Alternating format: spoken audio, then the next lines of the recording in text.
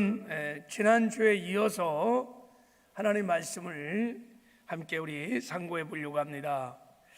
여러분, 하나님의 구원의 역사를 보면 하나님의 구원의 역사는 언제나 사람을 통해서 하십니다.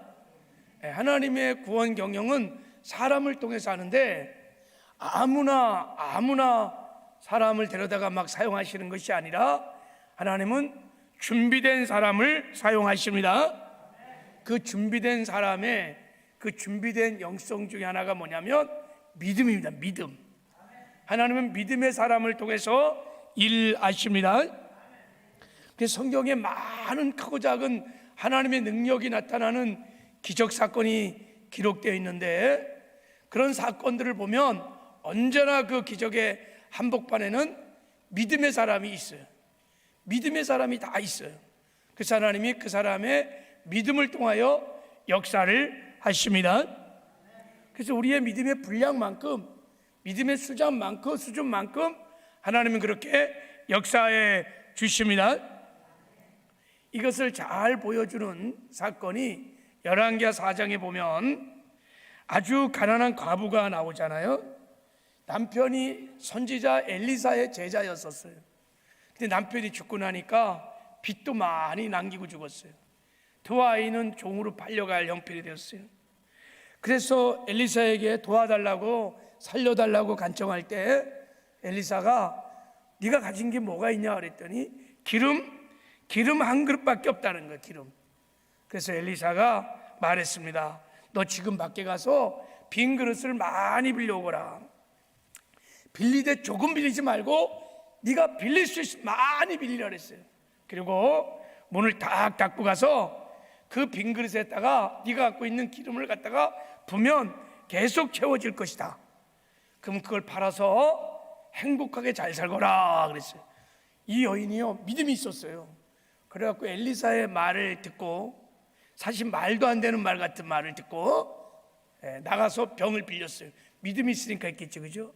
그래서 병을 다 빌려갖고 아들과 함께 문 딱 잠그고 진짜 한번 기름을 붓는데, 이야, 한 병 부면 또 채워지고 또 부면 채워지고 3병, 4병, 5, 6, 7, 8, 9 언제까지 채워질까요? 빌려온 빈 그릇만큼 채워졌습니다. 빌려온 그릇이 딱 끝나는 순간에 기름도 딱 끝났어요. 이 여인이 빌려온 그릇이 이 여인의 믿음의 분량인 거예요. 내 믿음대로 될지어다 하니.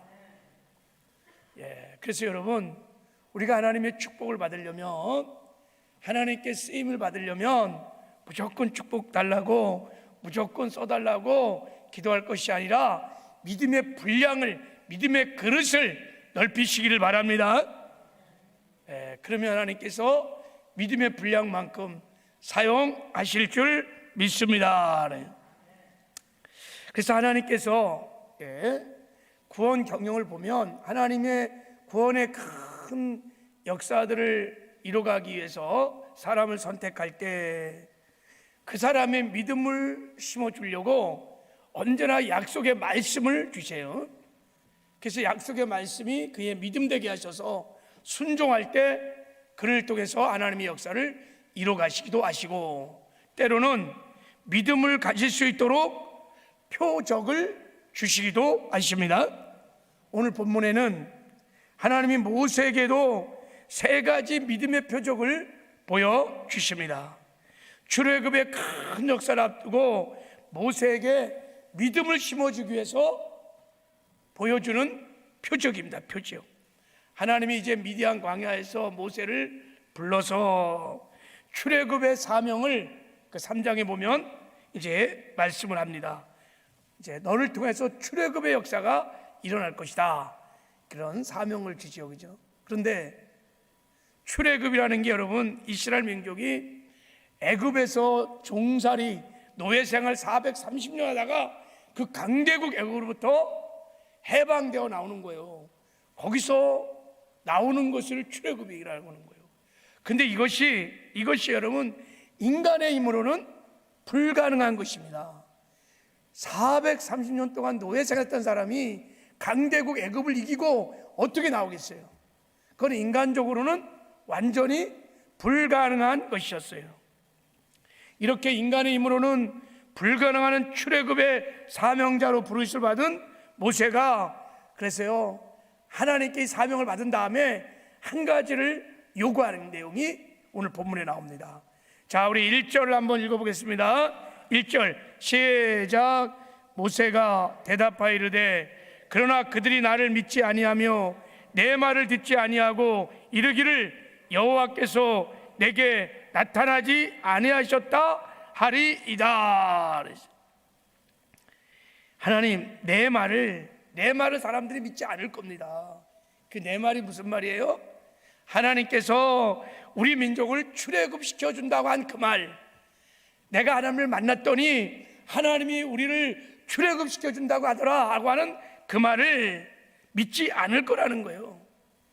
바로 왕도 믿지 않을 것이고 이스라엘 백성들도 믿지 않을 것이고 다 믿지 않을 것입니다. 모세 자신도 어쩌면 여기에 대한 분명한 믿음이 없었는지도 몰라요. 자, 그러니까 모세가 지금 출애굽을 믿을 만한, 내 말을 믿을 만한 어떤 믿음의 근거를 달라고 지금 하나님께 요구를 하고 있는 것입니다. 그래서 하나님이 모세의 마음을 갈파했어요. 그래서 믿을 만한 증거를 세 가지를 주십니다. 그게 이제 2절부터 나오는 뱀이 지팡이가 되는 기적을 보여줘요. 그리고 또 하나는 이 손을 집어넣었더니 문둥병이 됐는데 이 문둥병이 다시 집어넣으니까 아주 깨끗하게 치료되는 기적을 보여주고, 세 번째는 나일강물을 땅에 쏟으니까 피가 되는 기적을, 세 가지 기적을 보여줍니다. 그러니까 이 기적은, 이 표적은 먼저는 모세에게 믿음을 주시기 위해서 모세의 믿음을 강화시키려고 하는데 목적이 있었습니다.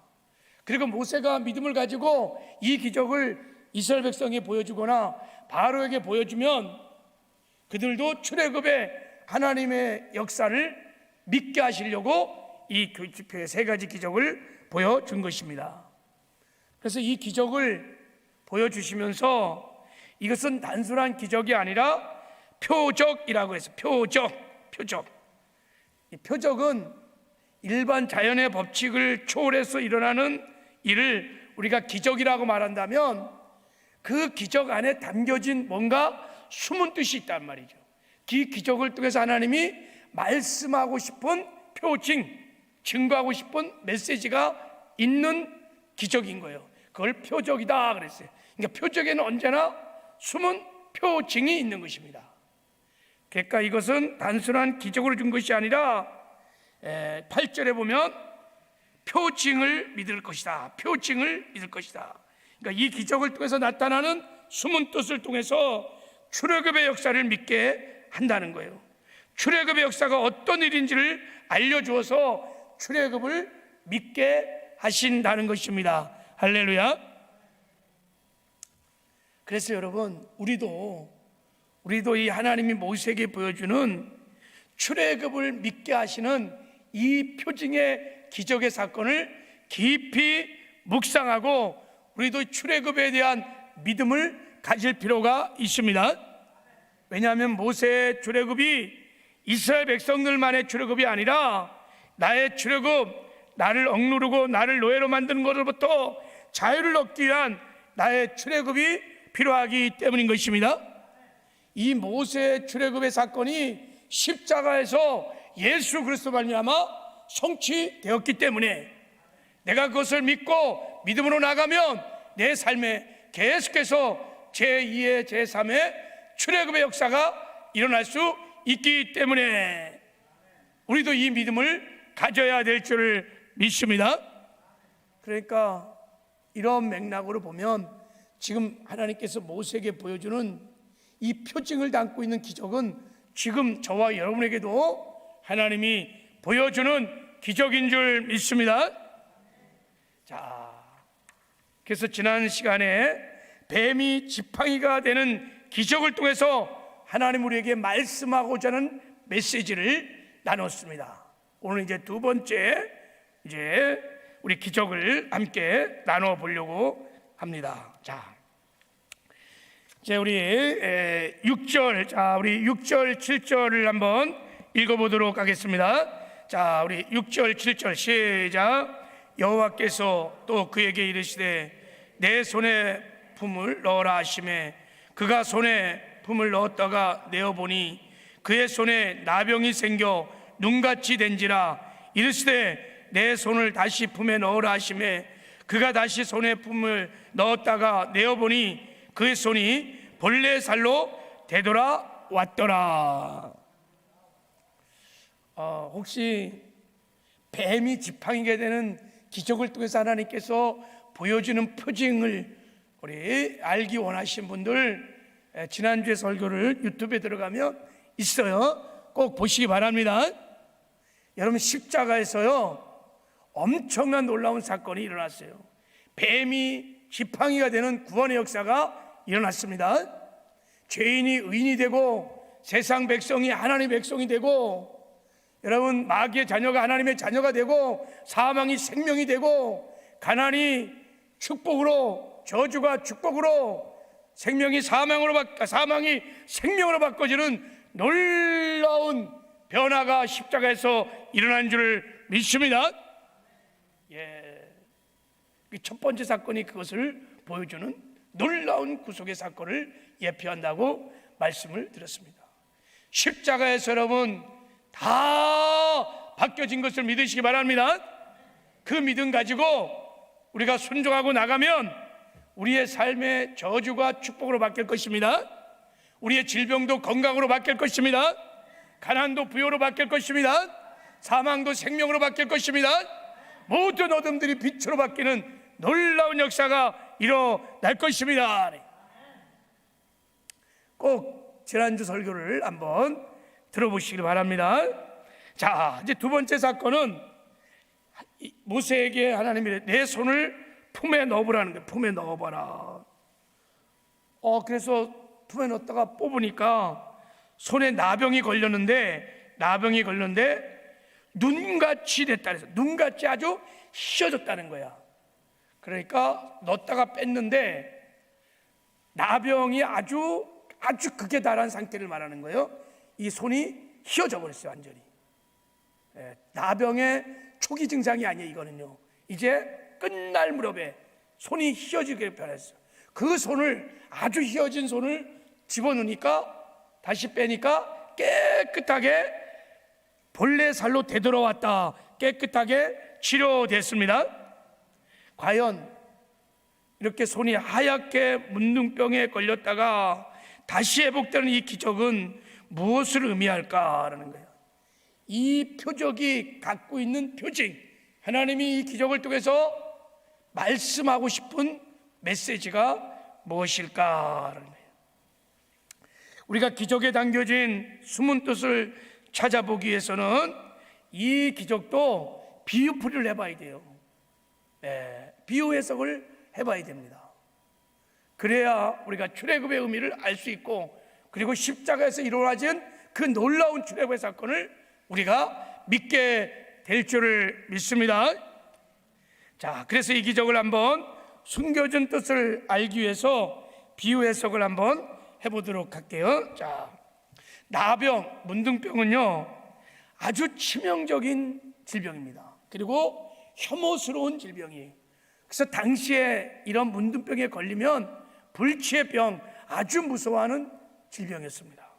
문둥병은 처음에 비듬딱지 같은 것이 생겨 경미한 상처를 입히는 정도래요. 근데 이게 점점 퍼지고 확산되면 피부가요 눈처럼 휘어지다가 그것이 두꺼운 어떤 마르면서 건조하면서 마치 이렇게 우리 발꿈치에 굳은살 생기듯이 굳은살처럼 되면서 그 피부가 떨어져 나가는 거예요. 그러니까 문둥병자 환자들을 보면요 코도 떨어져 나가고 눈도 막 떨어져 나가고 손도 막 다 떨어져 나간 거예요. 그렇게 다 떨어져 나가는 아주 무서운 아주 질병입니다. 이런 나병은 성경에서 죄로 인한 하나님의 징계를 나타내는 저주의 병으로 나옵니다. 자, 이제 이 문둥병자에 대한 이 질병이 무엇을 말하는지를 가장 잘 보여주는 것이 레위기에 나와 있습니다. 레위기를 보면요, 하나님은 문둥병이 걸린 사람이 치료되는 과정을 통해서 죄로부터 우리가 구원받는 과정을 계시해 줍니다. 자, 제가 그것을 한번 좀 나눠볼게요. 자, 먼저 우리 레위기 13장 9절 11절을 보면, 자, 한번 읽겠습니다. 시작. 사람들에게 문둥병이 들었거든 그는 제사장에 데려갈 것이요 제사장은 진찰할지니 피부에 흰점이 돋고 털이 이어지고 거기 난육이 생겼으면 이는 그의 피부에 오래된 문둥병이라 제사장이 부정하다 진단할 것이요. 자, 이 말씀을 잘 보면요, 문둥병이 걸리면 제사장이 일단 데려가요. 그럼 제사장이 말씀으로 진단을 딱 해. 그래서 제사장이 문둥병의 증상이 나타나면 죄인이다 이렇게 부정하다 정죄를 합니다. 정죄를. 그러니까 인간의 죄 상태를 문둥병으로 지금 판단하는 것입니다. 문둥병이 들었다 이면 죄인을 말하는 거예요. 그래서 제사장이 그것을 부정하다 하고 정죄를 하는 겁니다. 자, 이제 문둥병자로 진단을 받은 사람은 어떻게 해야 되느냐? 자, 레위기 13장 45절 46절 한번 읽겠습니다. 시작. 문둥 환자는 옷을 찢고 머리를 풀며 윗 입술을 가리우고 외치기를 부정하다 부정하다 할 것이요 병 있는 날 동안은 늘 부정할 것이라 그가 부정한즉 혼자 살되 짐 밖에 살지니라. 그래서 내가 문둥병자로 정죄를 받는 순간 두 가지를 해야 돼요.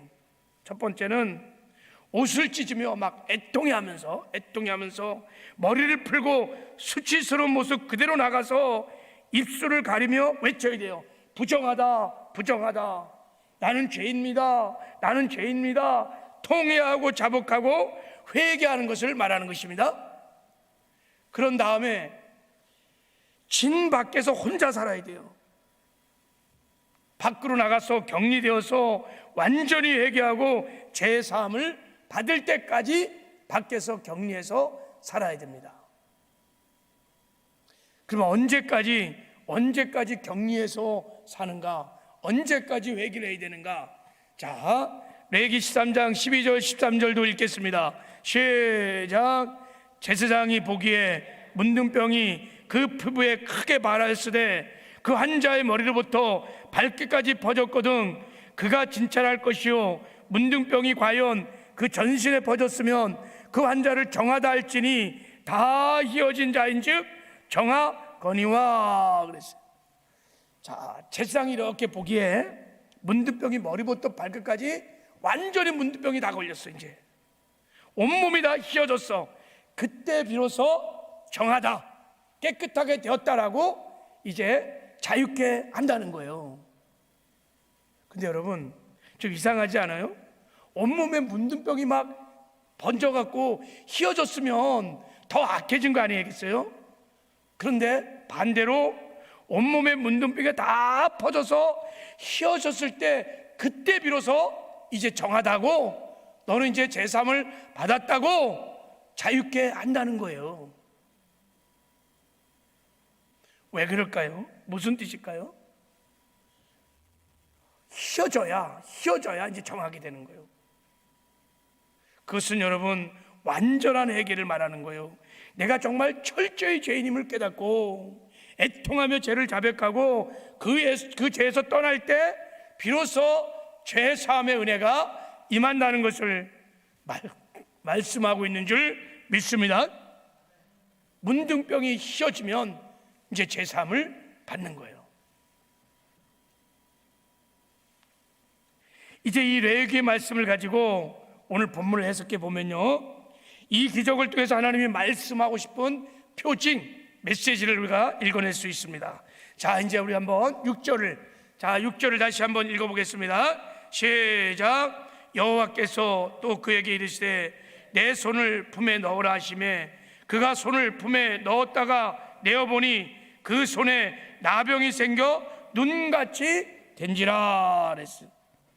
자, 그러면 이제 지금 출애굽의 역사를 믿게 하려고 지금 표적을 보여주는 거니까, 지금 나병에 걸린 손은 지금 무엇을 상징하고 있냐면 애굽에서 죄악 가운데 있는 이스라엘을 상징하고 있는 줄 믿습니다.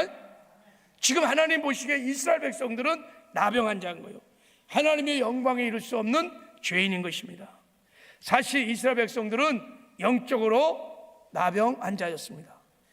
여호수아 24장 14절에 보면 너희 조상들이 강 저쪽과 애굽에서 섬기던 신들을 치워버리고 여호와만 섬기라 이렇게 말했어요. 그러니까 너희 조상들이 애굽에 살았던 이스라엘 백성을 말합니다. 애굽에서 그들이 하나님을 온전히 섬기지 않고 여러분 애굽의 신들을 섬겼다는 거예요. 이스라엘 백성들이요, 타락한 세속 문화의 중심지인 애굽에 살면서 처음에는 경건하게 살았어요. 근데 점점 가면서 나병이 온몸에 조금씩 번져나가듯이 하나님 외에 애굽의 신들을 섬기고 종교적으로 도덕적으로 부패하고 타락한 백성이 되어갔습니다. 그래서 모세의 손이 눈처럼 익게 된 문둥병은 이스라엘 백성들의 영적인 죄악의 상태를 말해주고 있다고 우리가 해석할 수 있습니다. 할렐루야. 근데 이제 중요한 것은 그 문둥병의 손이 어떻게 됐다고요? 눈같이 이어졌다는 거야. 눈같이 졌다는 거야. 온몸에 다 번져서 머리부터 발까지 휘어졌다는 거예요. 이것은 영적으로 보면 그들이 이제 회개하고 죄의 사함을 받을 때가 되었다는 것을 상징적으로 보여주고 있는 줄 믿습니다. 실제 여러분, 우리 2장 3장을 보면 이스라엘 백성이 막 애굽에서 단식하면서 하나님께 부르짖어 막 기도합니다. 하나님, 저희들을 살려주세요. 저희들을 구원해 주세요. 우리가 잘못했습니다. 막 단식하며 하나님께 애통하며 하나님께 부르짖을 때 하나님이 그들의 애통과 고난을 기억하시고 그들의 부르짖음이 상달되어서 하나님께서 언약을 기억하시고 그들을 구원하기로 작정하셨다고 말씀하고 있습니다. 휘어졌어. 이제 하나님의 카이로스가 된 거예요. 자, 그래서 7절에 이렇게 말합니다. 자, 7절 읽겠습니다. 시작. 이르시되 내 손을 다시 품에 넣으라 하시매 그가 다시 손에 품에 넣었다가 내어보니 그의 손이 본래 살로 되돌아왔더라 그랬어. 이제 뭉둥 벌린 손을 넣었다가 빼니까 본래 살로 돌아왔어. 깨끗하게 치료되었습니다.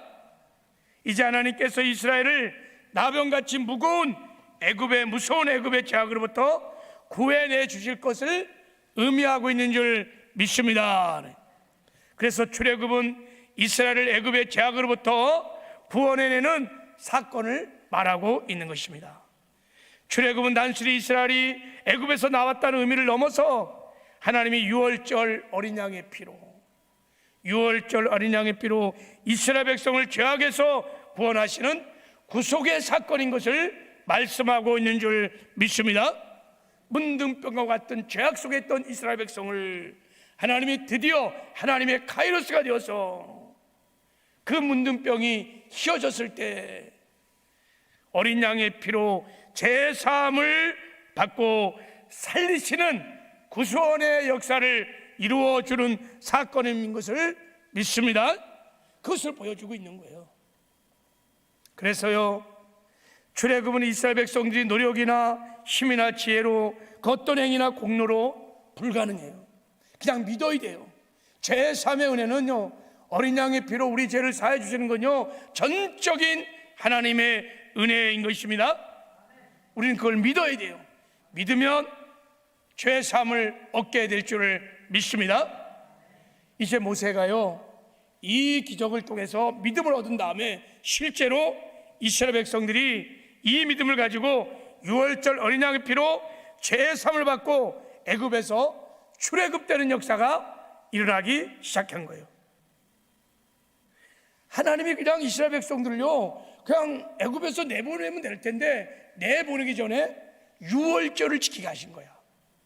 하나님께서 모세를 통해서 다 어린 양을 잡아라. 그리고 어린 양을 잡아서 그 피를 문설주 좌우 신방에 바르라는 거예요. 그러고 나면 내가 이제 그 죄를 심판할 텐데, 애굽의 죄악들을 다 내가 심판할 텐데 그 피를 보고 내가 넘어가리라. 패스오버, 유월절. 자, 우리 출애굽 12장 한번 7절 13절 한번 읽어볼까요? 자, 시작.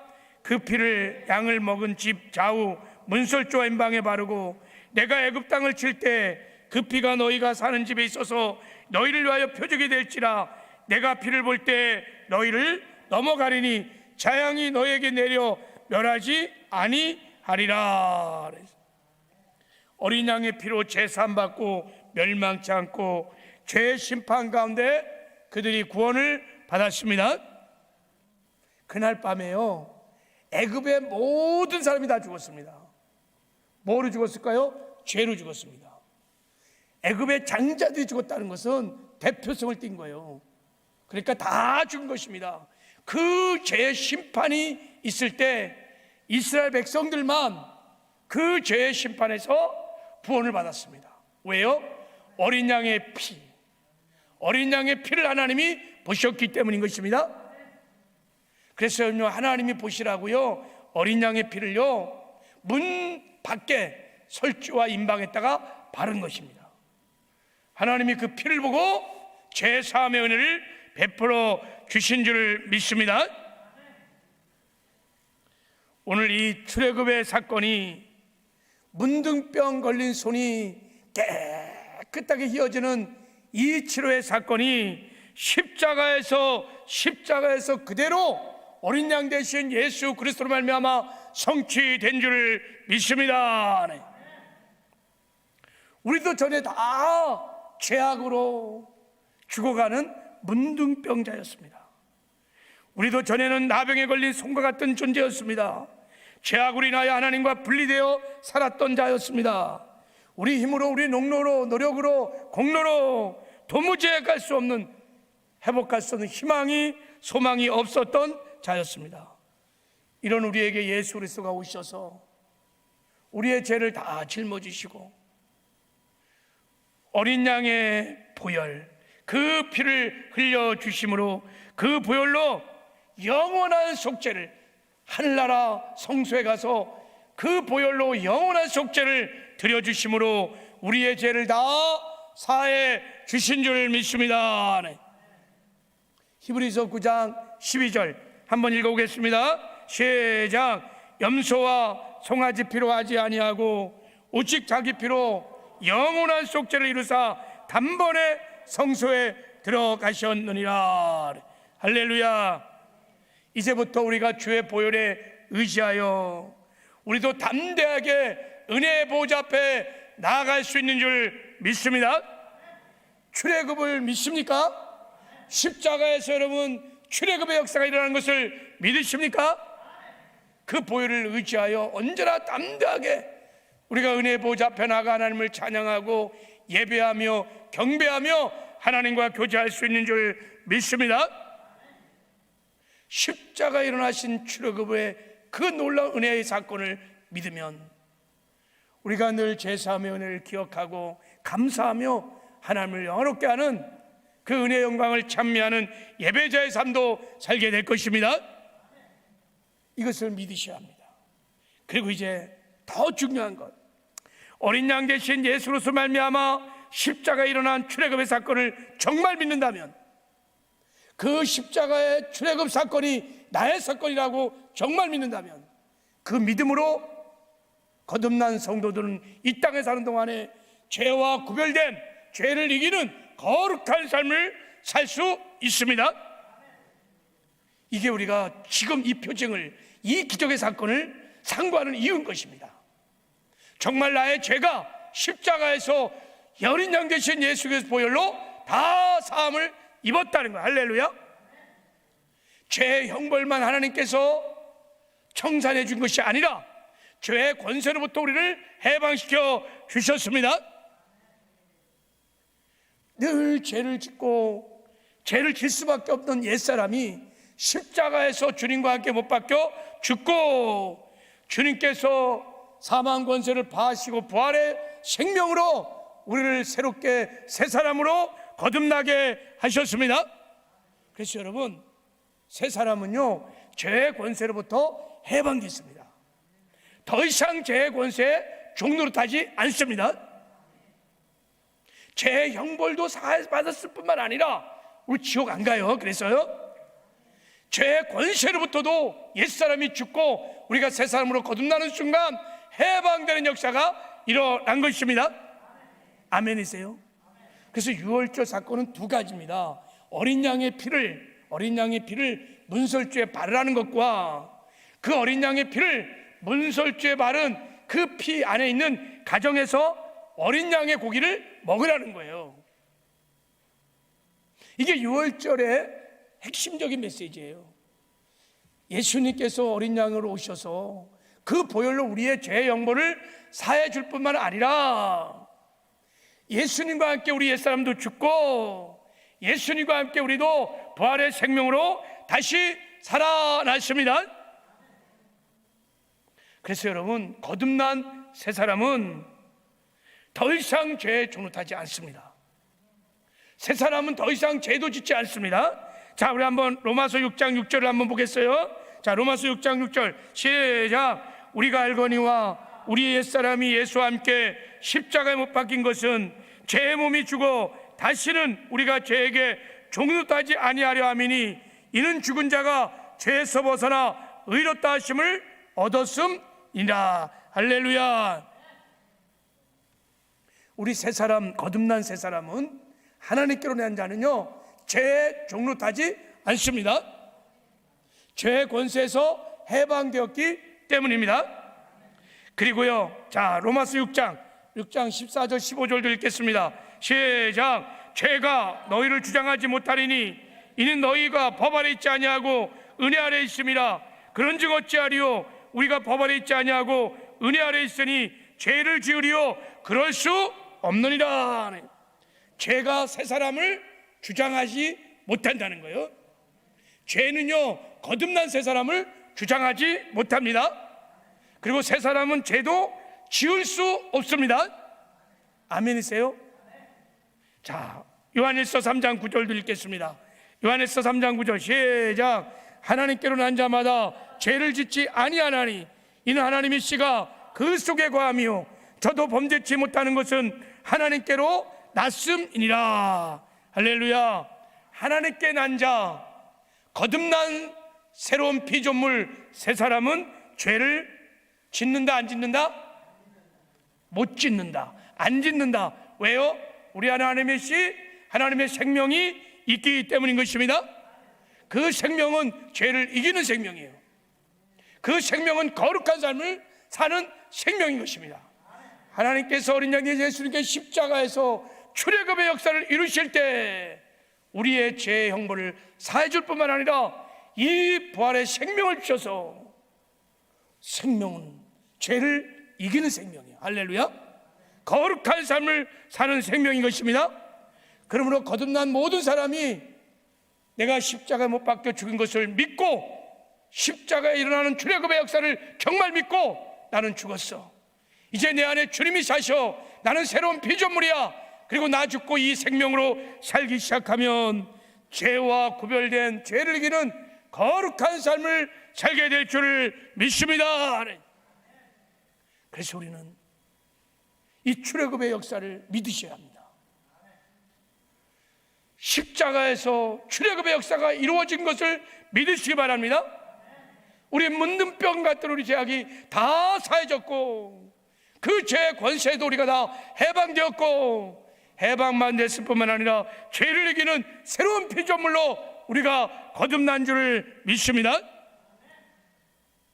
그러므로 여러분, 내 안에 이제 주님이 사신 것을 진짜 믿고, 출애굽의 역사를 진짜 믿고, 십자가의 복음을 진짜 믿고 그 주님을 의지하고 바라보시길 바랍니다.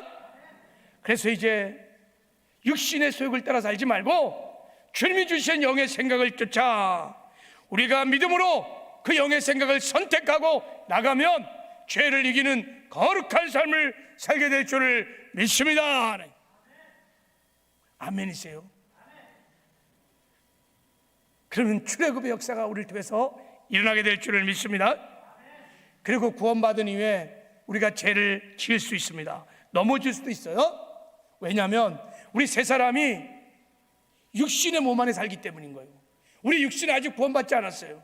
주님 다시 오시는 날 우리 육신도 신령한 몸을 입고 구원받게 될 줄을 믿습니다. 이 세 사람이 육신 안에 살아요. 타락한 세상 안에 살아요. 마귀가 여전히 미혹하고 있어요. 그래서 마귀의 미혹을 받아 우리가 육신의 소욕을 따라 살면 혹 넘어질 수 있어요. 죄를 질 수 있어요. 그러나 그때마다 여러분 이 십자가에서 여러분 출애굽 역사가 일어났다는 것을 믿고 바로 우리가 주의 보혈에 의지해서 회개하면 죄 사면회가 임하게 될 줄을 믿습니다. 아멘. 그리고 여러분 이 복음을 정말 믿으면 출애굽의 역사가 십자가에서 이루었다는 것을 정말 믿으면 죄를요, 은밀한 죄를 지속적으로 짓지 않습니다. 이게 거듭난 사람들의 특징입니다. 거듭나면 우리를 죄를 미워합니다. 죄와 싸우되 피를 깔 싸웁니다. 그리고 거듭난 성도는요, 정말 출애굽의 역사를 믿는 성도는요, 은밀한 죄를 지속적으로 짓지 않습니다. 죄가 끊어집니다. 죄를 이깁니다.